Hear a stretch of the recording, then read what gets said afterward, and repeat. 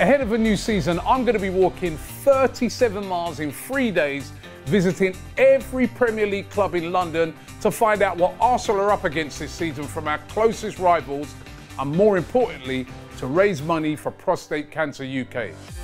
Sponsor me and save lives.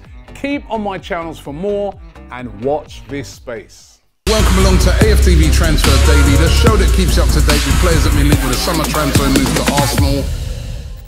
Hi, and welcome along to AFTV Transfer Daily, the show that keeps you up to date with players that have been linked with a summer transfer move to Arsenal. I am back in the studio. It's been a lot of travelling over the last 3 weeks, but finally back. Literally just got back from Paris. Big up to YouTube and Eurosport for bringing me over there. I had a great time the last 4 days. You can check out some of the content I did on YouTube Shorts. But yeah, it was great being at all those events and great being in Paris and meeting so many fans out there as well. So many Arsenal fans around the world. This club is huge, I'm telling you. And on the way back, I got a big up Bakary from Canberra in Australia, who was on the same flight as me coming back from Paris to London. He's doing a connection going on to Dubai. He said he's going to spend a few days there, then on to Canberra. He's telling me all in all, it's like a 23 hours flight. I mean, oh my God. It is me moaning about a 1 hour, 10-minute flight. But Bakary, listen, thank you very much. Look, he gave me 30 euros, right? And he said, Robbie, put this towards your walk that you're doing for Prostate Cancer UK, which is taking place next week, Tuesday, Wednesday, Thursday. I'm going to be walking around the Premier League grounds in London. He's donated 30 euros to that. I really appreciate that. So thank you very much, Bakary. He was a nice guy. He'd done all that. And then he said, by the way, who are we signing? Something that I've heard so much over this summer. Bakary, listen, we're all living and hoping. And Bakary, on the way home from the airport, I'm in the car and I'm scrolling through my phone and I see the breaking news from David Ornstein about Eddie Nketiah. And Eddie Nketiah, according to David Ornstein, he's saying that Arsenal now are ready to sanction the exit of Eddie Nketiah to Marseille. Now, this is what they're proposing, Arsenal. A season-long loan deal, with an obligation to buy Eddie Nketiah for £26 million. So looks like they've sort of dropped a bit off of their valuation. I was saying yesterday that it does look like there will be some sort of compromise made by Arsenal. Originally, they wanted about 30 million. Looks like they're dropping it now to around about 26 million and basically saying, over to you, Marseille. If you want him, £26 million. We know already that Eddie Nketiah has agreed personal terms and he's willing to move. There's a proposed 5-year deal on the table for Eddie Nketiah. It's now going to boil down to Marseille. Do they want him or not? I said yesterday that they'd flirted around bringing in Eli Wahi, but it looks like they're not going to do that. Eddie Nketiah is the #1 target for them, but the price is on the table and they're going to have to move fast because there are other reports coming in today as well that there are other clubs very interested in signing Eddie Nketiah. One of them is Bournemouth. Now, Bournemouth looks set to lose Dominic Solanke. It looks like he's going to be on his way to Tottenham Hotspur for around about £60 million. So Solanke is going to be going, and they've identified Eddie Nketiah as a possible player that they can bring in for Solanke. And there's also rumours that Everton are another club that are interested in the signature of Eddie Nketiah. So he's in demand. Marseille are going to have to move fast on this one. Suits Arsenal perfectly to have a little battle going on for the signature of Eddie Nketiah. But where is he going to end up? Still Marseille the favourites, but they're going to have to come with the money. It's a season-long loan, so that helps them out with the obligation to buy. Will they move now and bring in Eddie Nketiah? As I said, he's it's obvious to me he's moving on. We've seen in pre-season that he's hardly figured. Last 2 pre-seasons, he's figured heavily. So let's keep an eye on that one and see what happens with Eddie Nketiah over the next few days, but certainly big movements on that one. Mikel Merino, this was another one that I was being asked about by someone else at the airport. He said, Robbie, it's typical Arsenal. Mikel Merino, why is it taking so long? What's going on? I don't know. I'm saying the same thing. Why is it taking so long? But there are reports now coming out of Spain that this deal could be closed in the next few days. I know I've said this before. Don't shoot the messenger, right? It's just I'm just reporting what's been, the rumours that have been out there. But El Diario Vasco, they're an outlet who claim that Arsenal are the favourites to sign him. We know that. We know that Barcelona, they've gone all in for Dani Olmo.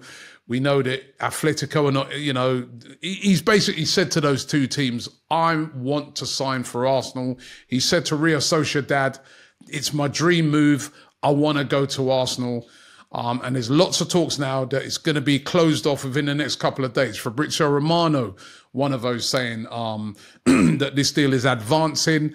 And also many other people out there in the know saying that this deal could be closed off very, very soon. So going to be one to watch over the next few days as well.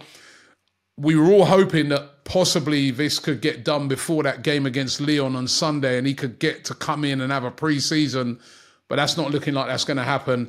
But it is getting closer and closer. Mikel Merino to Arsenal. Remember, I was talking about yesterday how this, if Arsenal don't move fast, could get affected by the fact that Zubimendi could be on his way to Liverpool, although that's not 100% now. So lots of moving parts around this deal, but looking like Mikel Merino could get closed off very, very soon.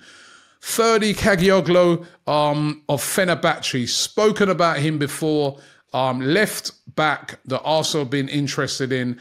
Now, there's conflicting reports about him today from various publications coming out from Turkey. There's a publication called Nutuk. They claim that Arsenal are putting an opening bid of £17 million for the signature of the Euro. He's brilliant in the Euros, left back. A £17 million bid, which is actually the same bid, if I'm not wrong, which Borussia Dortmund put in, which was rejected. So that's why I'm very confused about this whole story. You know what I mean? But that's, what it's being reported, that Arsenal are putting an opening bid of that £17 million. There's also other reports coming out of Turkey that Brighton have put in a bid of £30 million for to Fenerbahce for the player, and that bid is being considered. Now, listen, it's obvious which bid they're going to go for. If that's true, they're going to go for the bid of Brighton. It's 30 million quid. Why would you go for the £17 million bids, especially when it's been rejected once? So very confusing. Also, are Arsenal still in for a left back now that they signed Calafiori? There was also this week the fact that, we saw Zinchenko handed the number 17 shirt. Does that show that he's definitely staying? Are we really in for this player? Or is this, again, shenanigans from agents? This happens a lot, particularly when it comes to players coming out of Turkey. Lots of jugglings go around with their agents. But it's out there today. I'm not convinced, but let's keep an eye on that situation and see how it develops. It's everywhere today. Everyone's talking about it. And what's going to happen with Jakub Kiwior? Now, it started to look like he was going to be staying at Arsenal, but could circumstances that have happened in the last 24 hours change that?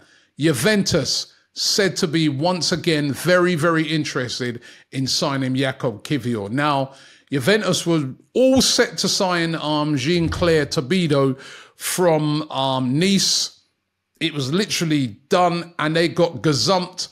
The deal got hijacked by West Ham. West Ham signing him now. He's now on his way to West Ham. It shows the power of the Premier League that West Ham, and no disrespect to West Ham, but they're nowhere near as big as Juventus, can gazump Juventus in a deal for this defender, who originally was supposed to be going to Manchester United. Remember, they couldn't buy him because of the mix-up. Their owners owned Nice as well, so that deal had to get shut down.